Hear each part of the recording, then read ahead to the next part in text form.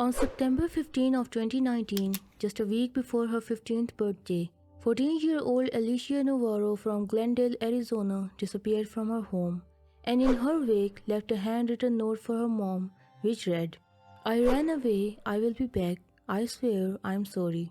Concerned that her daughter had mired herself in some sort of trouble and that her life might be in danger, Alicia's mother Jessica Nunes called authorities and reported Alicia's disappearance. Law enforcement agencies began looking for the missing 14-year-old and received a multitude of tips, but for 4 years there was no sign of Alicia anywhere. But it all changed in July of 2023 when 1400 miles away from Glendale, Arizona, police in Havre, Montana were able to finally solve this case, and Jessica Nunes, a mother who was constantly being tormented by the disappearance of her daughter, was able to take a sigh of relief.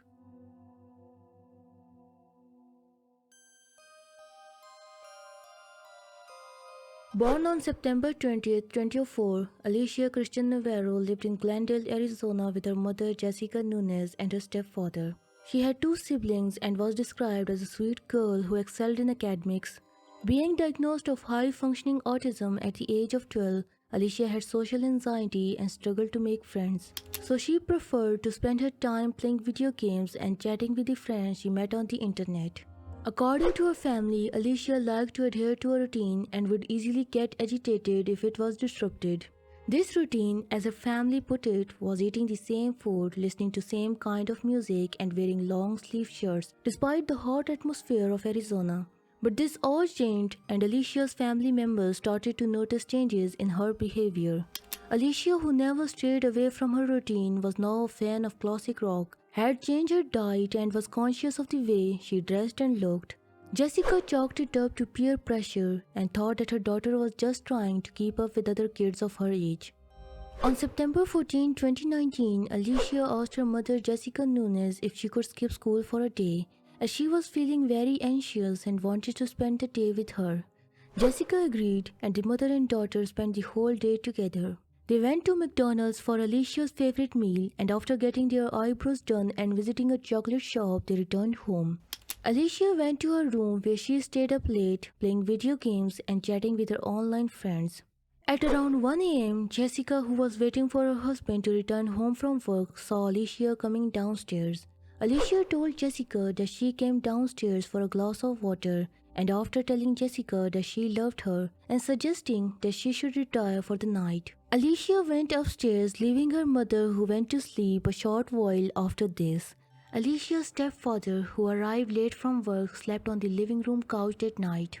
At 7 in the morning, Jessica woke up and went to Alicia's room to wake her up, but Alicia wasn't there. Jessica went through the whole house looking for Alicia, but there was no sign of the 14-year-old anywhere. On her desk, Alicia had left a note for Jessica which read, "I ran away, I will be back, I swear I'm sorry." Dreading that her life might be in danger, Jessica didn't waste a beat and immediately alerted the cops about this, who arrived at the house and found that the back door of the house was left ajar, and near the brick wall they found chairs which Alicia had used to scale it. Police began looking for the 14-year-old and soon a state silver alert, which is commonly used in cases pertaining to the disappearance of elderly and people with particular vulnerabilities, was issued.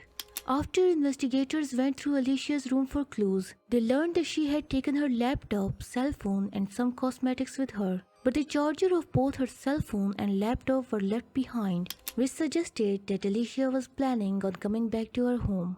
Alicia's friends and acquaintances were interviewed by detectives, and one of her friends told them that he or she saw Alicia at La Pradera Park, which is just a mile away from her home, at the afternoon of September 19th.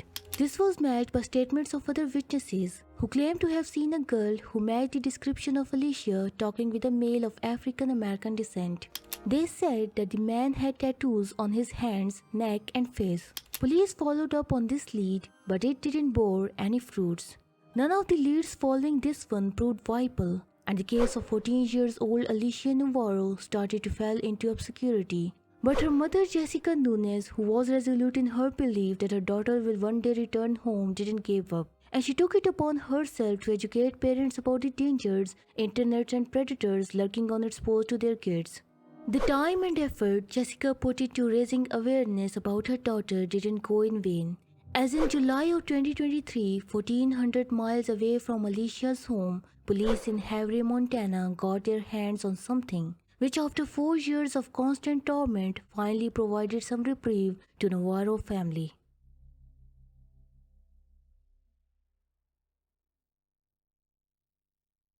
On July 23, 2023, now 18 years old, Alicia Navarro showed up at a police station in Havre, Montana.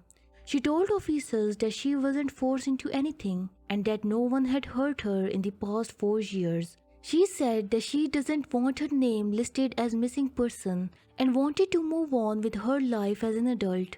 Glendale police was informed about this and they traveled to Havre to confirm her identity. In a heartwarming video message shared on her Facebook page, Jessica Nunez was heard saying, "For everyone who has missing loved ones, I want you to use this case as an example. Miracles do exist, never lose hope and always fight." In a press conference held shortly after Alicia's reappearance, Glendale PD information officer Jose Santiago said that Alicia was found safe, healthy and happy and won't be facing any criminal charges. She is not in any kind of trouble. She is very apologetic for what she has put her mother through, and she understands that she had caused a lot of pain to her mother, said Jose Santiago.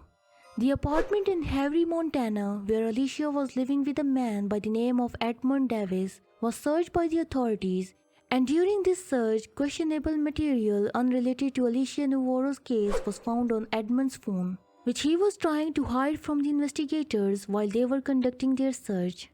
Edmund Davis was arrested by police in October of 2023 and charged with 2 rapes of child sexual abuse, to which he entered a non-guilty plea. His bail was set for $1 million and he is currently under police custody.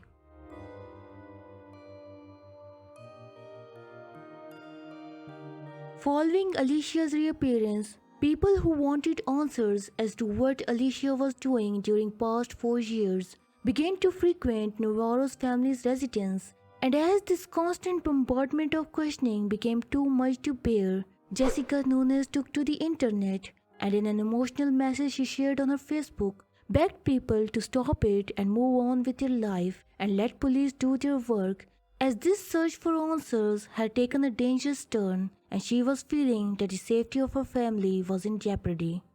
I know you want answers and I do too. But the public search for answers has taken a turn for the dangerous. So I beg you, please, no more TikToks, no more reaching out to Alicia or to me with your speculations or questions or assumptions. This is not a movie, this is our life. This is my daughter. I love her more than anything in the world. There's an ongoing investigation and I'm begging you to move on. This is an active investigation, and respecting the privacy of the parties involved, we will refrain from making any type of speculation regarding this case. This is it for today's case. I hope you liked the video. If you do like this video, leave a comment if you have any suggestion. Subscribe if you haven't subscribed and ring the notification bell so you're never gonna miss any of our future uploads. Stay tuned, stay curious.